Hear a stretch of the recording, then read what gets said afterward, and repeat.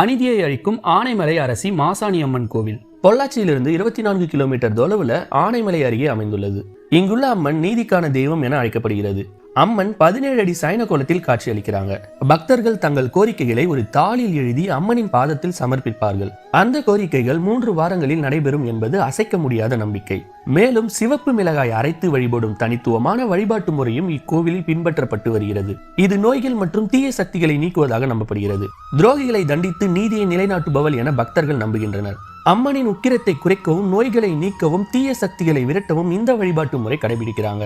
கோவிலின் உள்ளே நீதிக்கல் அருகே வழிபாடு செய்வதும் உண்டு. பில்லி, சூனியம், மாதவிடாய் கோளாறு, பேய் பிசாசு தொல்லைகள் நீங்க இங்கு வழிபாடு செய்வார்கள். ஆனைமலை பகுதியை ஆண்ட மன்னன் நன்னன் என்பவர் ஆலமரத்து பழத்தை உண்ட பெண்ணுக்கு மரண தண்டனை விதித்ததாக கூறப்படுகிறது.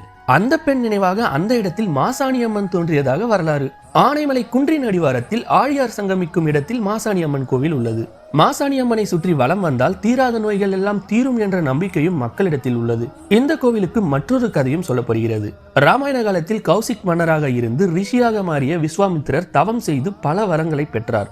தன் உடலையே திரியாக்கி எரித்து காயத்ரி மந்திரத்தை போதித்தவர். இந்த இடத்தில் ஒரு முறை விஸ்வாமித்திரர் தவம் செய்து கொண்டிருந்த போது பல வரங்களை பெற்ற தடாகை அவரது தவத்திற்கு இடையூறு செய்தாள். அந்த தடாகை ராவனிடமிருந்து நிறைய வரங்களை பெற்றவள். விஸ்வாமித்திரர் தடாகையை அழிக்க ராமர் லட்சுமணன் உதவியை நாடினார். ராமர் லட்சுமணன் அந்த தடாகையை பெண் என்றும் பார்க்காமல் ராட்சசி என கூறி அவளை வதம் செய்தனர்.